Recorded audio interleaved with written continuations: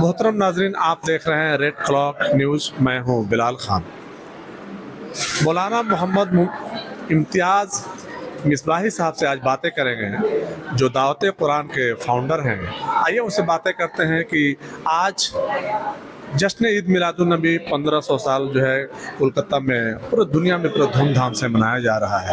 और दावत कुरान के सिलसिले से और जश्न ईद मिलादुन सिलसिले के मौलाना मोहम्मद इम्तियाज़ मिसबाही साहब से आज बातें करते हैं। हज़रत, सबसे पहले शुक्रिया कि आप हमारे चैनल के लिए वक्त निकाला। ये शुक्रिया, आपका भी शुक्रिया कि आप यहाँ तशरीफ़ लाएँ और हमारे इस प्रोग्राम को आप कवर कर रहे हैं, आपको भी शुक्रिया। हज़रत, ये दावत कुरान का बुनियाद कब रखा गया? दावत कुरान की बुनियाद तो करीब 18 से 19 साल पहले रखी गई है। हाँ, और लेकिन हम लोग ये जो पीस एंड ह्यूमैनिटी डे जो हम लोग जो मुनक़्क़िद करते हैं हुज़ूर अलैहिस्सलाम की विलादत के मौके से, ये हम लोग तकरीबन 10 से 11 साल हो चुके हैं जो हम लोग ये प्रोग्राम को कंटिन्यू रन कर रहे हैं। 10 से 11 साल से ये प्रोग्राम चल रहा है हमारा पीस एंड ह्यूमैनिटी डे।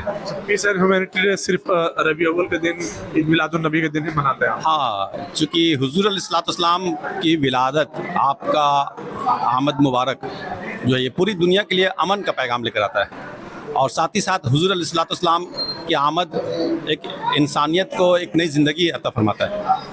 तो हम लोगों ने पीस एंड ह्यूमैनिटी नाम भी हम लोगों ने हुज़ूर की विलादत के मौके से इसीलिए रखा कि हुज़ूर अलैहिस्सलाम असल में अमन के अलमबरदार थे, पीस के अलमबरदार थे। और साथ ही साथ जहां आपने एक तरफ अमन और शांति का पैगाम को आम किया, वहीं दूसरी तरफ आपने इंसानियत के भी पैगाम को आम किया।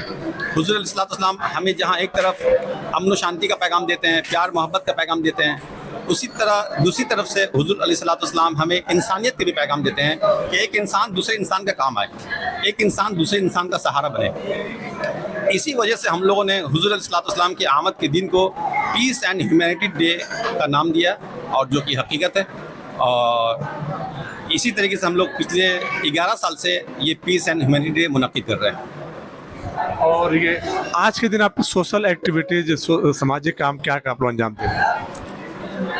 हुज़ूर अलैहिस्सलाम की जो तालीमात है, नबी अकरम सल्लल्लाहु अलैहि वसल्लम ने जो पूरी ज़िंदगी जो तबलीग की, आपकी तबलीग का मुताला करने के बाद, आपकी सीरत को मुताला करने के बाद पता चलता है कि हुज़ूर अलैहिस्सलाम ने पूरी ज़िंदगी इंसानियत के लिए काम किया। जहां आपने एक तरफ बंदों का रिश्ता अल्लाह के साथ मजबूत किया, वहीं दूसरी तरफ अल्लाह के रसूल सल्लल्लाहु अलैहि वसल्लम ने एक बंदे को दूसरे बंदे के साथ भी मोहब्बत के साथ पेश आने का हुक्म दिया। तो हुज़ूर अलैहिस्सलाम ने पूरी ज़िंदगी जिस चीज़ पर फोकस किया, जिस चीज़ के लिए आपने मेहनत की, हम लोग कोशिश करते हैं कि उन्हीं सारी चीज़ों को हम लोग प्रैक्टिकल तौर पे हम लोग उसको पूरा करें। जैसे कि हुज़ूर अलैहिस्सलाम ने इरशाद फरमाया कि भूखों को खाना खिलाओ, हुज़ूर ने फरमाया कि मरीज़ों की इयादत करो, हुज़ूर ने फरमाया कि गरीबों का सहारा बनो, तो हुज़ूर ने फरमाया कि मोहब्बत के पैगाम को आम करो।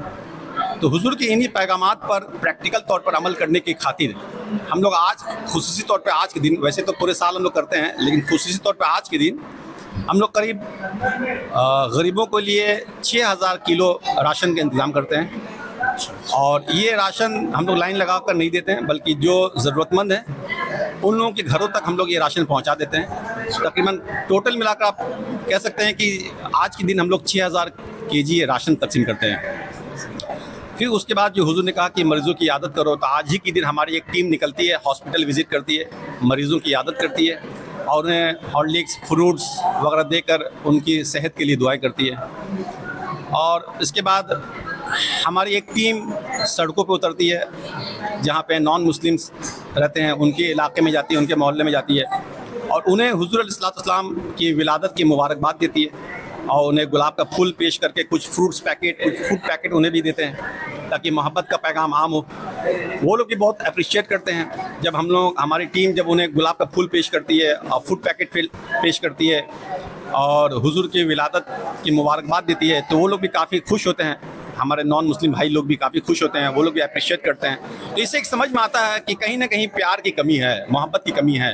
अगर हम लोग पहल करें, अगर हम लोग आगे बढ़ें, تو انشاءاللہ تعالیٰ ہمیں امید ہے کہ ہمارے سماج میں یہ جو نفرت کا بازار جو گرم ہے تو انشاءاللہ تعالیٰ یہ نفرت کا بازار ختم ہو جائے گا اور محبت کا پیغام عام ہوگا. آج کے دن خدمت جو کر رہے ہیں، سماجی جو خدمات کر رہے ہیں، وہ کیا فری ہیلتھ چیک اپ ہے اور کیا کیا کام بتائیے آپ؟ آج کے دن خاص طور سے ہم لوگ غریبوں کے لیے، ضرورت مند لوگوں کے لیے جن کے آنکھ میں بہت تکلیف ہے، کہ آنکھ ایک بہت بڑی نعمت ہے، اللہ تعالیٰ کا احسان ہے. یہ ایک آنکھ کی اتنی بڑی نعمت ہے، ان لوگوں سے پوچھیے جو صحیح سے دیکھ نہیں پاتے ہیں یا بالکل نہیں دیکھ پاتے ہیں.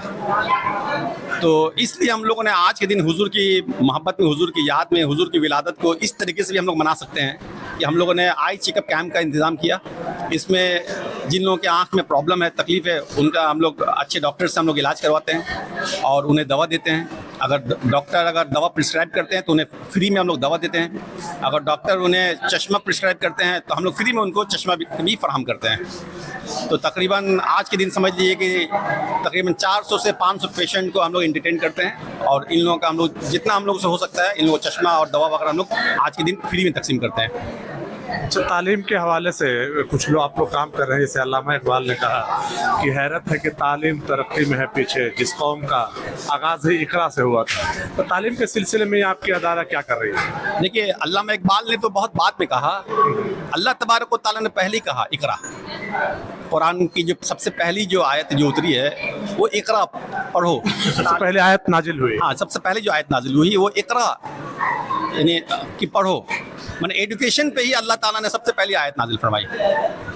تو سب سے پہلے حضرت پڑھنے پہ زور دیا گیا ہے، لیکن آج یہ مسلمان ایجوکیشن میں سب سے پیچھے ہے. آج مسلمان جو ایڈوکیشن میں جو پیچھے ہیں، اس کے بہت سارے وجوہات ہیں. اس میں ایک جو سب سے بڑی وجہ میں سمجھتا ہوں وہ ہے گارجین. گارجین ایڈوکیشن کو اہمیت نہیں دیتے ہیں اور گارجین جو ہے وہ یہ سمجھتے ہیں کہ ہم نے اپنے بچے کو اسکول میں داخلہ کرا دیا، فیس جمع کر دیا، ٹیوشن ہم نے لگا دیا، میری ذمہ داری ختم ہو گئی. حالانکہ یہ گارجین یہ بھول جاتے ہیں کہ فیس دینے سے بچہ ایڈوکیشن حاصل نہیں کرے گا. ایڈوکیشن کے لیے ضروری ہے کہ گارجین ہمیشہ اپنے بچے کو واچ کرے کہ میرا بچہ اسکول میں جا رہا تو پڑھائی کر رہا ہے کہ نہیں کر رہا، میرا بچہ ٹیوشن جا رہا تو پڑھائی کر رہا ہے کہ نہیں کر رہا، کیا رزلٹ کر رہا ہے. گارجین جب تک اس چیز میں سیریس نہیں ہوں گے کہ میرے بچے کیا پڑھ رہے نہیں پڑھ رہے ہیں، تب تک ہمارا بچہ، ہمارا سماج ایڈوکیٹ نہیں ہو سکتا ہے. لیکن یاد رکھیے گا، اسکول اور مدرسہ یہ بعد میں آتا ہے. بچے کا جو سب سے پہلا مدرسہ ہوتا ہے وہ ماں کی گود ہوتی ہے اور باپ کا کاندھا ہوتا ہے. اور بچے کا جو سب سے پہلا جو ٹیچرز ہوتے ہیں نا وہ ماں باپ ہوتے ہیں. اگر ماں باپ اگر اپنے بچوں کی تربیت نہیں کریں گے نا تو ہماری قوم کبھی بھی ایڈوکیٹ نہیں ہو سکتی ہے. تو میں گارجین سے ریکویسٹ کروں گا، یہ آپ کی بہت بڑی ذمہ داری ہے. صرف کہا کہ آج جو ہے مسلمان جو ہے علم کی اہمیت کو نہیں سمجھ پا رہے ہیں، اور تو اس کا مطلب آپ نے کہا کہ پہلے جو استاد ہیں، ٹیچر سے ماں باپ ہوتے ہیں، تو کیا ماں باپ کو اویئر کرنے کی ضرورت ہے؟ بہت ضرورت ہے. بلکہ میں تو جو سماج سیوک ہیں، جو سوشل آرگنائزیشن ہیں، میں ان سے بھی ریکویسٹ کروں گا. ہم لوگ اس پہ کام کرتے ہی ہیں، اپنے حتی الامکان ہم لوگ کوشش کرتے ہیں کہ ہم لوگ کاؤنسلنگ کرنے کی کوشش کرتے ہیں. لیکن دیکھیے، ایک تنظیم، دو چار تنظیموں سے یہ کام نہیں ہونے والا ہے. ہم لوگ ایڈوکیشن میں قوم مسلم بہت پیچھے ہے. تو جہاں پہ پرابلمس بہت زیادہ ہوتے ہیں نا، تو وہاں پہ 2-4-10 تنظیموں سے کام یا مسئلہ حل نہیں ہوتا ہے. وہاں پہ بہت ساری تنظیموں کا آگے آنا ہوگا. الحمدللہ میں پھر سے ان تمام تنظیموں کا شکر ادا کروں گا اور ان کے لیے تہ دل سے ان کے لیے دعا بھی کروں گا کہ جو لوگ اس فیلڈ میں، ایڈوکیشن کی فیلڈ میں کام کر رہے ہیں. لیکن میں اور بھی دوسرے تنظیموں سے بھی گزارش کروں گا کہ وہ لوگ بھی آگے بڑھیں. جہاں آپ دوسرے کام پر زور دیتے ہیں، دوسرے کام کو فوکس کرتے ہیں، وہیں آپ ایڈوکیشن پہ بھی فوکس کریں. جہاں آپ اپنا بجٹ دوسرے کاموں کے لیے ایک مختص کر رکھا ہے، وہیں پہ کچھ بجٹ آپ ایڈوکیشن کے لیے نکالیے. اس حضرت آپ کو کہنے کا مطلب یہ ہے کہ جو اور بھی جو تنظیمیں ہیں وہ ان کا پرائمری ذمہ داری ہونا چاہیے کہ تعلیم پہ جو ہے دھیان دیں. اچھا، میں اپنے سوال پہ آتا ہوں کہ آپ لوگ تعلیم کے حوالے سے، تعلیم کے سلسلے سے کیا کر رہے ہیں؟ دیکھیے، یوں تو ہم لوگ سال بھر جو ضرورت مند بچے ہیں جو پڑھنا چاہتے ہیں لیکن فائنینشیل پرابلم کی وجہ سے پڑھ نہیں پاتے، تو ہماری تنظیم ان کو فائنینشیل سپورٹ کرتی ہے. کیا فیس وغیرہ دیتے ہیں؟ فیس وغیرہ ہم لوگ دیتے ہیں. اور اس کے علاوہ ان کو کریئر کاؤنسلنگ کی ضرورت پڑتی ہے تو ہم لوگ فیس وغیرہ دیتے ہیں. تو کیا اسے پردے میں رکھا جاتا ہے؟ ہاں، وہ عام نہیں کرتے ہم لوگ. وہ جو ہم لوگ ہماری ٹیم جو ہماری تنظیم کی جو ٹیم ہے وہ لوگ پہلے معلوم کرتے ہیں کہ یہ ضرورت مند ہے کہ یا نہیں ہے. اگر واقع میں اگر ہمارا سروے ہونے کے بعد اگر پتہ چلتا کہ ہاں وہ ضرورت مند ہے تو ہم لوگ ان کے لیے فیس وغیرہ کا انتظام کرتے ہیں. اور آج کے دن حضور کی ولادت کے موقع سے ہم لوگ یہ جو پروگرام جو منعقد کرتے ہیں, آج کے دن میں ہم لوگ کیا کرتے ہیں کہ دو طریقے کے ہم لوگ اسٹوڈنٹس ہم لوگ بلاتے ہیں. ایک وہ اسٹوڈنٹ جو اپنے اسکول میں فرسٹ سیکنڈ تھرڈ کا رینک حاصل کرتے ہیں, ہم لوگ ان کو بھی دعوت دیتے ہیں آج کے دن. اور اسی طریقے سے اسکول میں کچھ بچے ایسے ہوتے ہیں جو پڑھنا چاہتے ہیں, پڑھائی میں اچھے ہیں, لیکن فائنینشیل پرابلم کی وجہ سے وہ لوگ پڑھ نہیں پاتے ہیں. تو آج ہی کے دن ابھی 1 گھنٹے کے بعد ہمارا وہ پروگرام بھی شروع ہونے والا ہے. تو آج ہی کے دن وہ اسکولس کے بچے بھی آئیں گے اور ان کو انشاءاللہ تعالیٰ دعوت قرآن کی طرف سے ان کو اسکالرشپ دیا جائے گا. تو اسکالرشپ دے, ہاں آج کے دن ہم لوگ اسکالرشپ بھی دیں گے. وہ بچے جو میریٹیریس ہیں, جو فرسٹ سیکنڈ تھرڈ آتے ہیں, ان کے علاوہ جو پڑھنے میں اچھا ہیں لیکن فائنینشیل پرابلم ان کے ساتھ, تو ان کو بھی ہم لوگ آج کے دن دعوت دیتے ہیں. اب 1 گھنٹے کے بعد سب آنے والے ہیں.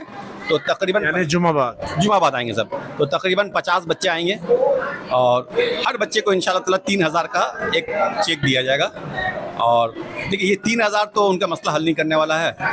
ہمارا پروگرام کا مقصد یہ نہیں رہتا ہے کہ ہم صرف کریں, بلکہ ہمارا ایک میسج بھی رہتا ہے کہ جس طریقے سے ہم لوگ کر رہے ہیں, ہم دوسرے سوشل آرگنائزیشن سے بھی گزارش کرتے ہیں, عام لوگوں سے بھی گزارش کرتے ہیں کہ آپ لوگ بھی اس فیلڈ میں آگے بڑھیے. اگر ہم لوگ سب مل کے کریں گے نا تو پھر مسئلہ حل ہو سکتا ہے انشاءاللہ تعالیٰ. حضرت یہ آخری سوال کہ آپ عوام کو کیا پیغام دینا چاہتے ہیں اور جو تنظیمیں ہیں ان کو کیا پیغام دینا چاہتے ہیں؟